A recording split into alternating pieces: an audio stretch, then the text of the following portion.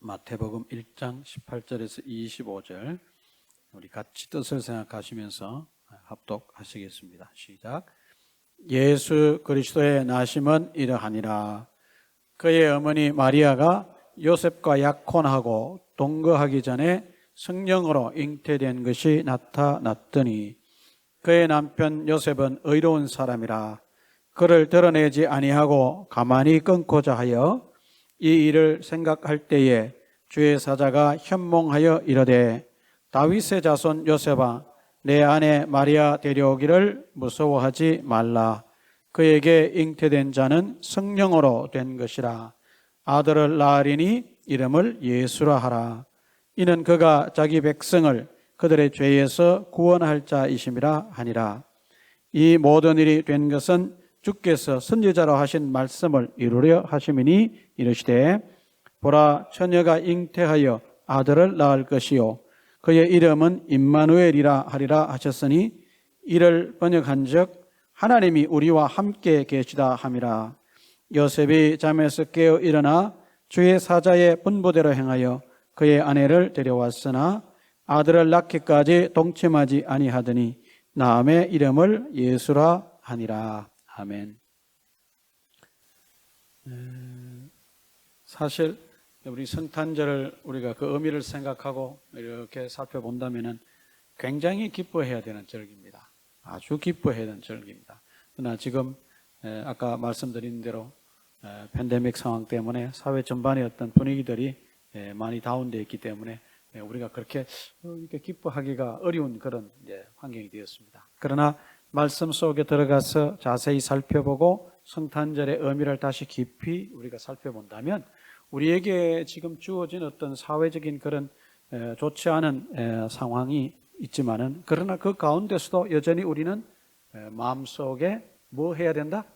기뻐해야 됩니다. 그러면 왜 우리가 성탄절날 우리에게 처한 그런 상황이 어렵고 힘든 그런 여건임에도 불구하고 기뻐해야 되느냐? 그것은 다름이 아니라 예수님께서 이 땅에 오셨기 때문입니다. 예수님이 오셨다고 하는 것이 우리로 하여금 왜 기뻐하게 하는 것이냐, 그것을 우리가 오늘도 살펴보려고 합니다. 단도직입적으로 말씀을 드리면 21절 말씀에 아들을 낳으리니 이름을 예수로 하라.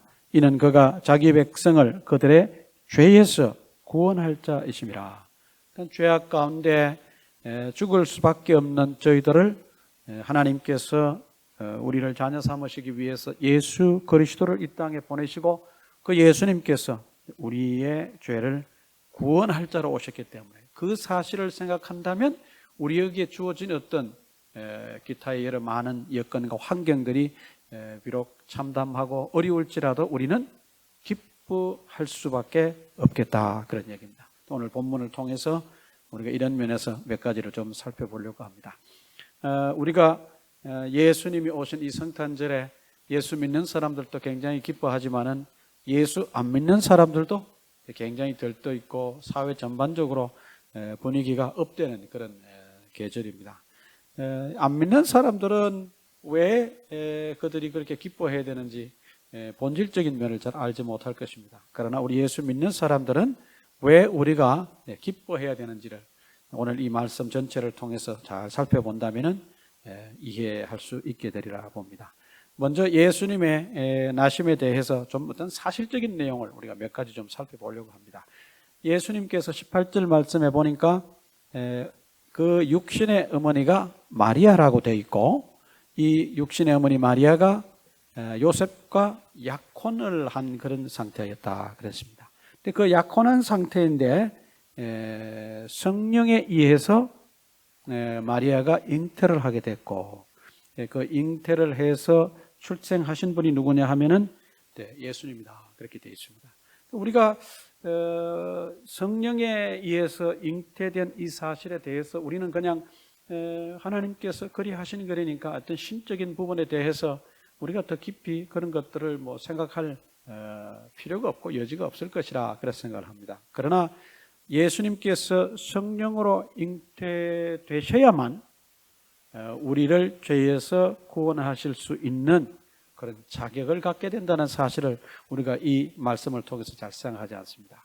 여러분 잘 아시는 대로 아까 제가 읽었던 말씀 21절에 있는 것처럼 예수님께서 이 땅에 오신 궁극적인 목적은 자기의 백성을 그들의 죄에서 구원하시기 위해서 오셨습니다. 우리가 예수님이 오셔서 그 어떤 부가적으로 우리에게 주어지는 많은 어떤 그런 영적인 어떤 베네핏, 유익들이 있고 우리 인생에 많은 어떤 좋은 요소들이 있으나 그것들은 사실은 다 부수적인 것입니다. 궁극적으로 예수님께서 이 땅에 오신 그 이유는, 목적은 자기의 백성을 그 죄에서 구원하시기 위해서다. 여기에서 이제 출발하는 것입니다. 그러니까 예수님께서 우리 모든 사람의 죄를 대신 지시고 우리의 죄를 좀 구속하실 수 있기 위해서는 예수님은 기타 우리와 같은 똑같은 사람이면 안 된다는 것입니다. 무슨 뜻인지 이해가십니까? 그러니까 예수님께서 우리의 죄를 구원하시기 위해서는 그분에게는 뭐가 없으셔야 되냐면 죄가 없으셔야 되는 겁니다. 이게 뭔 얘기냐? 여러분 잘 아시는 대로 로마서라든지 고린도서에 보면은 사도 바울이 아담에 대한 얘기를 하고 있습니다. 아담에 대한 얘기. 그러니까 그 아담에 대한 얘기를 하면서 동시에 또 누구 얘기를 하냐면 예수님에 대한 얘기를 합니다. 그래서 아담과 예수님을 비교해서 구원의 원리를 설명하고 죄를 속하는 그런 원리들을 설명하는 것을 우리가 보는데 아주 굉장히 중요한 그런 내용들입니다. 여러분 잘 아시는 대로 아담과 하와가 태초에 하나님에 의해서 창조가 되고 나서 그들이 하나님의 말씀을 순종하지 않고 선악과를 다 먹음으로 인해서 불순종을 통해서 그들이 결국은 사망에 이르게 된다는 사실을 잘 아실 것이고, 그로 인해서 중요한 변화가 왔는데 그 변화는 그들이 사망을 맞이하게 된다는 것이고, 동시에 그들로 하여금 죽음에 이르게 하는 것은 그들 속에 들어온 죄 때문이다. 죄의 결과가 곧 죽음이다 하는 것을 여러분 잘 아시게 될 겁니다. 그러니까 그 창세기를 근거로 해서 볼 때 아담은 하나님 앞에 불순종함을 통해서 이 세상에 죄를 초래했고, 그 마음속에 결국은 불순종 자체가 죄에 기원하는 것이고 반로이기도 합니다만은 그것이 그의 속에 죄를 불러들이게 되고, 그 속에 죄가 거하면서 그의 후손인 우리들 역시 우리 안에 죄가 거하게 된다는 사실을 성경적인 근거를 통해서 우리가 잘 알 수가 있습니다. 사도 바울이 로마서에서 율법을 지키는 문제를 가지고 굉장히 고민하고 고통하는 것을 봅니다. 내가 원하는 것은 율법을 순종하고 정말 하나님이 원하시고 기뻐하시는 대로 이렇게 살기를 원하는데 실상 자기의 삶을 딱 펼쳐놓고 보면 그렇게 살았다는 거예요, 못 살았다는 거예요? 그렇게 못 살더라는 거예요. 왜 나는 그렇게 살고 싶은데, 나는 하나님의 은혜를 받은 사람인데 왜 나는 그렇게 살지 못하느냐? 거기에 대한 답변에 사도 바울이 하는 얘기는 뭐냐면 우리 안에 거하는 죄 때문에 그렇다. 우리 안에 거하는 죄 때문에 그렇다. Indwelling sin 때문에 우리가 그 말씀에 순종하지 못하고 그 율법대로 살지 못하는 것이다. 그렇게 이제 율법과 관련해서 하는 설명이긴 합니다만은 그 가운데 이제 그렇게 설명을 합니다. 그러니까 우리 안에 거하는 그 죄가 우리가 예수님을 믿고 거듭나 죄에 대해서 우리가 say no 하고 살려고 하지만, 그러나 여전히 우리의 삶 가운데 많은 부분은 뭐가 있어요? 죄악된 삶의 모습들이 있어요. 그것이 오늘날 우리에게도 굉장히 큰 딜레마이기도 하지만 사도 바울에게도 그 역시 딜레마였습니다. 하나님의 큰 은혜를 경험한 큰 사도조차도 그런 문제에 봉착했을 때 그것이 아주 인간 본연적으로 고민하고 아주 고통하는 그런 부분 중에 하나였다고 고백하는 것을 봅니다. 우리도 역시 마찬가지입니다. 우리가 예수 믿고 살지만 역시 그런 문제 때문에 이제 고민하고 고통할 때가 많습니다.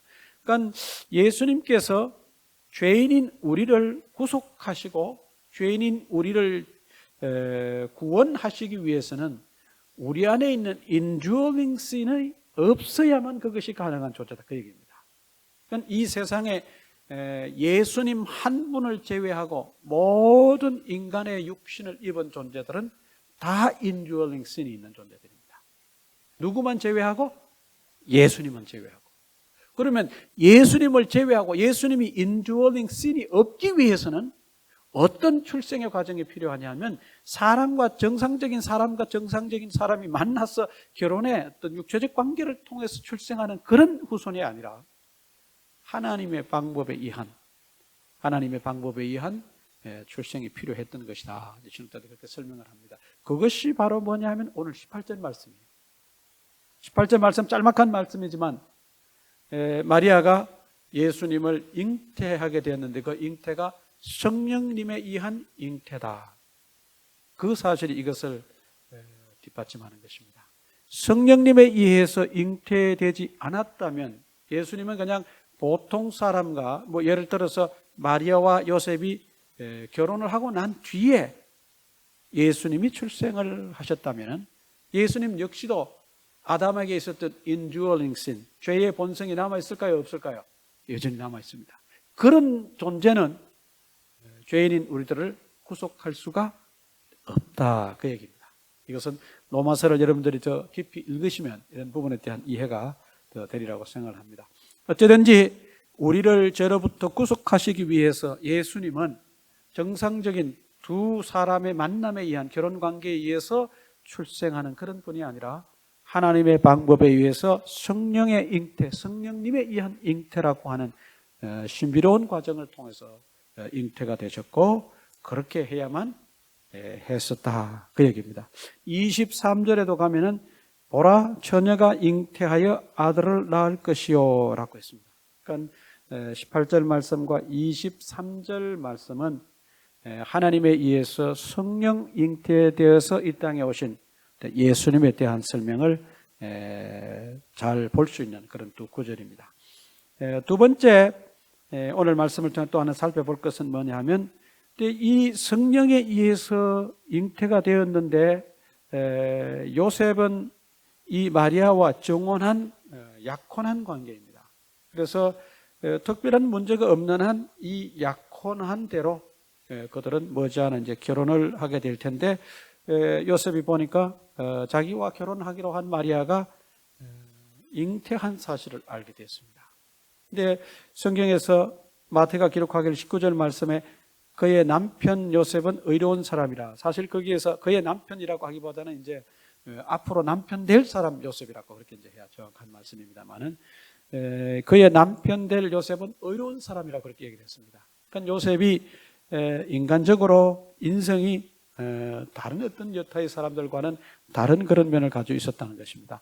만약에 자기와 보통 사람들이 약혼한 그래서 사인 그런 상대방이 여성이 결혼하기도 전에 다른 어떤 관계를 통해서 아이를 가진 것을 그 남자가 알았을 때 그것을 아마 좋아할 사람은 아무도 없을 것입니다. 그리고 그것이 빌미가 되고 그것이 근거가 돼서 그 두 사람의 관계는 파탄이 날 것입니다. 그것이 아주 정상적인 그런 케이스라고 우리가 볼 수 있습니다. 그러나 요셉은 마태가 설명하기를 의로운 사람이라 그랬다. 그러니까 자기와 약혼을 해서 결혼하기로 한 그 마리아가 잉태한 이 사실에 대해서 사람들 앞에 공개를 해서 나와 결혼을 약속한 이 여성이 이런 엄청난 잘못을, 죄를 저질렀다. 그렇게 밝히지 않고 이것을 가만히 끊고자 했다.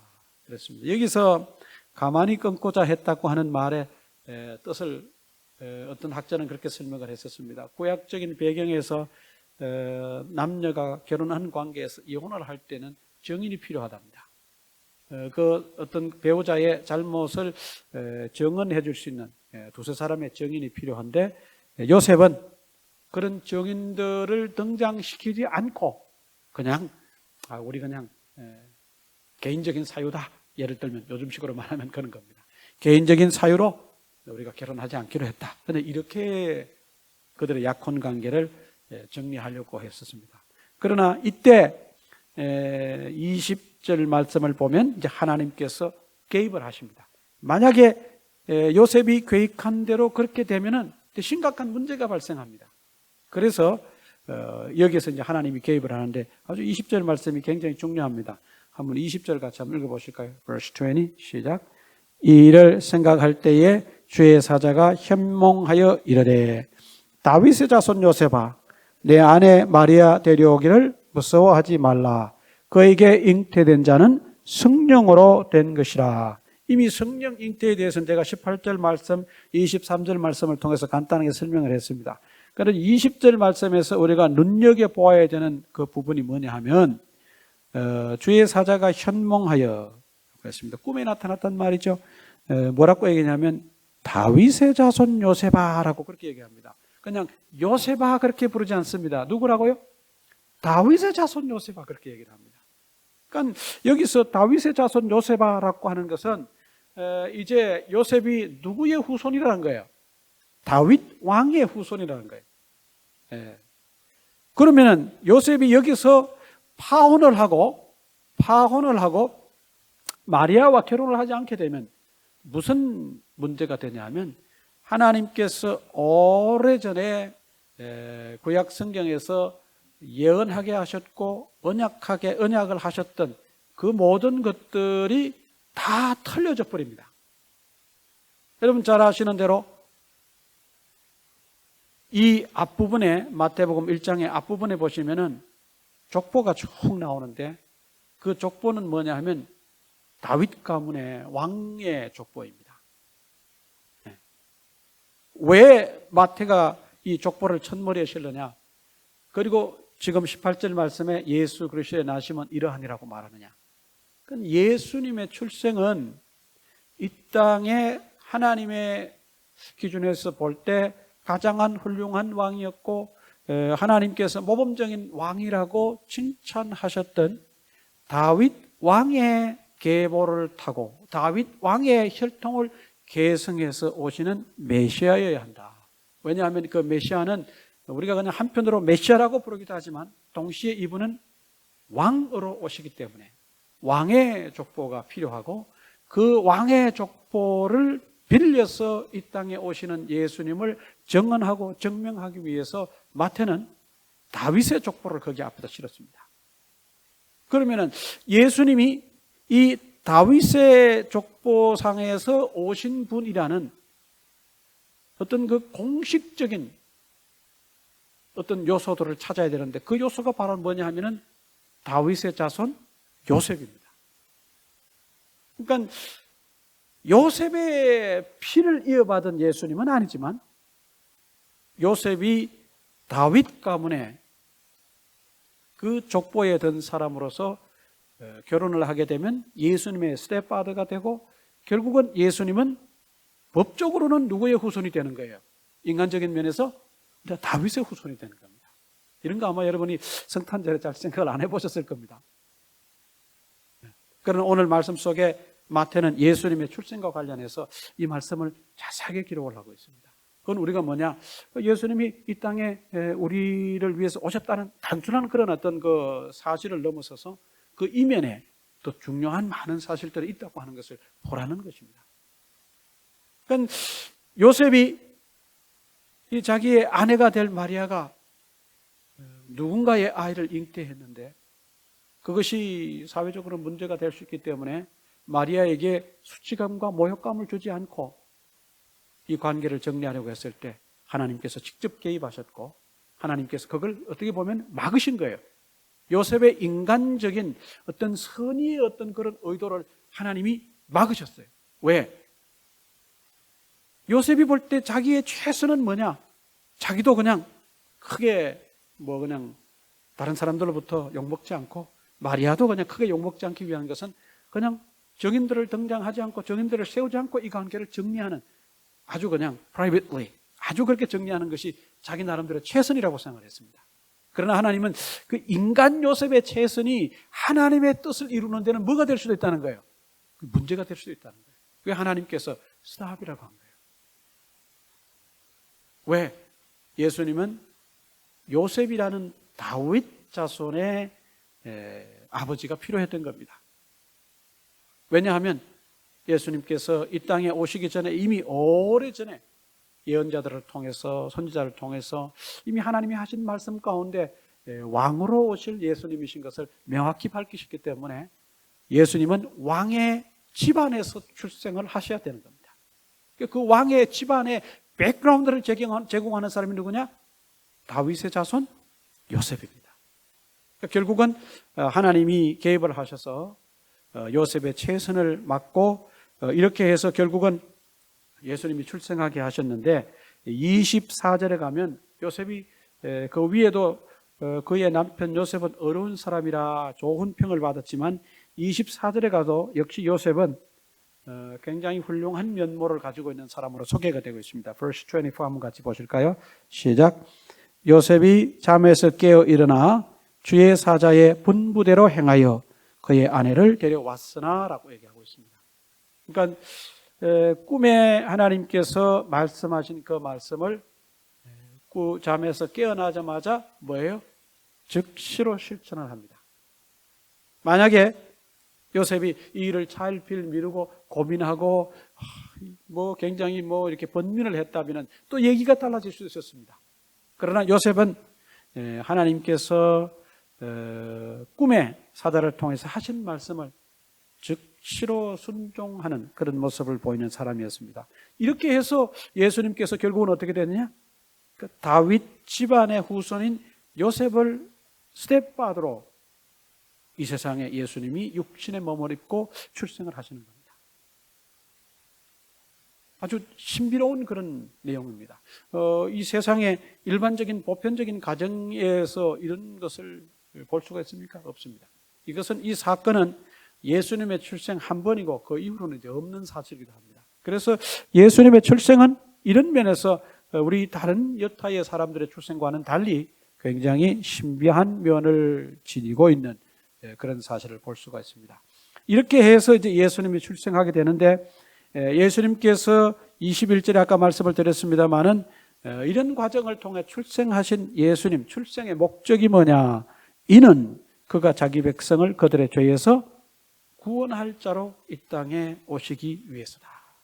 예수님께서 무슨 이 땅에 오셔서 왕의 가문에서 출생한다 그래서 왕의 어떤 부귀영화를 누리는 그런 목적이 아니라 예수님께서 이 땅에 오시는 것은 죄를 속죄하기 위해서, 죄에서 우리를 구원하시기 위해서 예수님이 이 땅에 오셨다라고 하는 것을 잘 볼 수가 있습니다.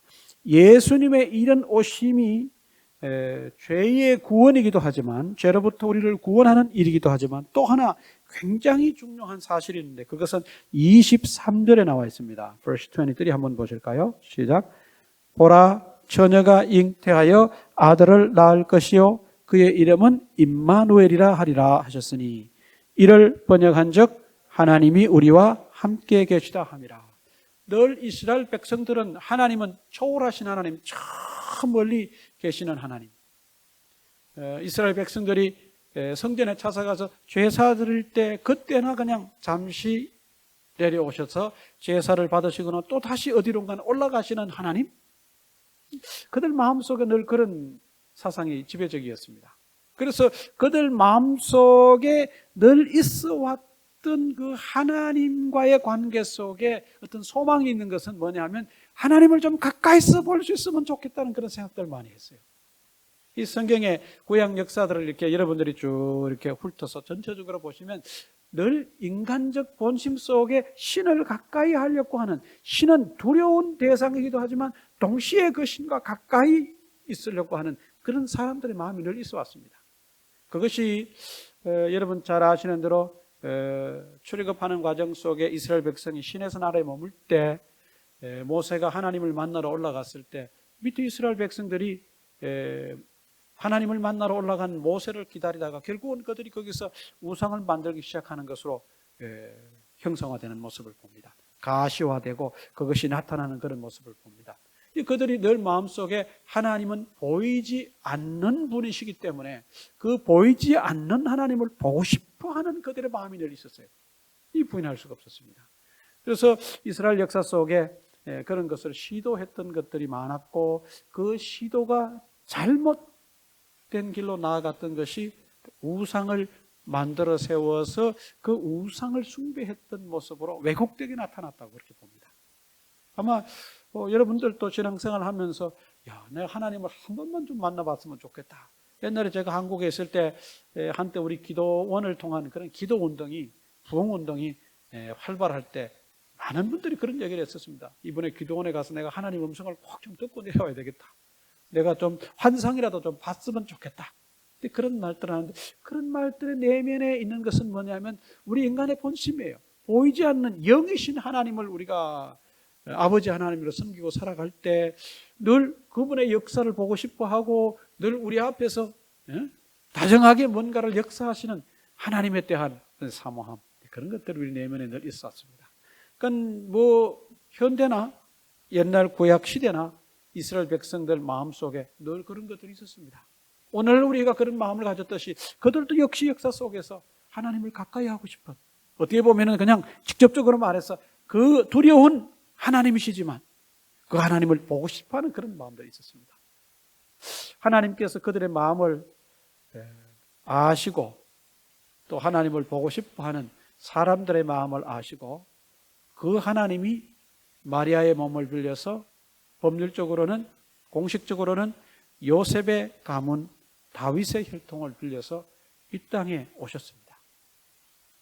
그 마태는 예수님의 출생이 그런 긴 오랜 구약적 배경의 역사 속에 하나님이 우리와 함께 하시기 위해서 인간들의 그 간곡한 사모함을 아시고 오신 그런 중요한 사건이라고 하는 것을 부각시키기 위해서 23절에 그렇게 얘기를 했습니다. 이 말씀은 여러분 잘 아시는 대로 이사야서 7장 14절에 나오는 말씀인데, 여러분 성경 밑에 하단에 나오지 않습니까? 이사야서의 말씀을 통해서 이것이 이미 예언된 것이고 이런 일이 있게 될 것이라는 것을 이사야를 통해서 말씀하셨다. 그렇게 하면서 이 사건이 무슨 사건이냐? 그야말로 너희가 그토록 보고 싶어하고 가까이 하고 싶어 했던 그 하나님이 너희의 마음을 아시고 인간의 몸을 입고 너희들 곁으로 오신 사건이고, 그 너희 곁에 오신 그 하나님이, 예수님이 바로 너희들과 너희 일상 속에 함께 있게 되는 사건인데, 그것이야말로 임마누엘이다. 아주 성탄절은 우리에게 이런 면에서 신학적으로도 그렇고 신앙적인 면에도 그렇고 어떤 신학적으로도 굉장히 중대한 사건입니다. 엄청난 사건입니다. 우리가 그냥 기뻐서 펄펄 뛰고 그냥 막 이렇게 그렇게만 지낼 일이 아닙니다. 더 깊은 내면의 어떤 큰 기쁨과 어떤 그 깊은 내용들이 이 성탄의 어떤 의미 속에 들어 있습니다. 그러니까 마태는 그런 것들을 하나도 놓치지 않고 다른 복음서 기자들이 기록하지 않은 그런 부분들을 잘 상소하게 기록해서 예수님이 이 땅에 오신 사건이야말로 하나님이 우리와 함께 계시기 위해서 오신 임마누엘 사건이다. 임마누엘 사건이다. 이렇게 우리와 함께 계시기로 구약 성경에 오랫동안 형상을 보이시지 않았던 하나님, 예수님의 이 땅에 오심으로 형상을 보이시고 인간의 모습으로 오시고 우리의 고통을 아시고 우리의 어려움을 아시고 33년간 이 땅에 머무시고 부활하신 후에 승천하시고, 그것으로 끝나지 않고 이제 다시 오실 것을 약속하시고 대신에 성령께서 하시던 사역을 연이어 모든 것들 예수님 다시 오시는 날까지 우리와 역시 임마누엘로 함께 하시는 사실들을 명시하시고 그렇게 우리에게 약속을 주셨습니다. 그러니까 성탄절이라고 하는 것이 이런 아주 중요한 내용을 담은 사건이라고 하는 것을 오늘 여러분들이 말씀을 통해서 다시 한 번 더 깊이 보시기를 바라겠습니다. 다시 한 번 더 정리를 합니다.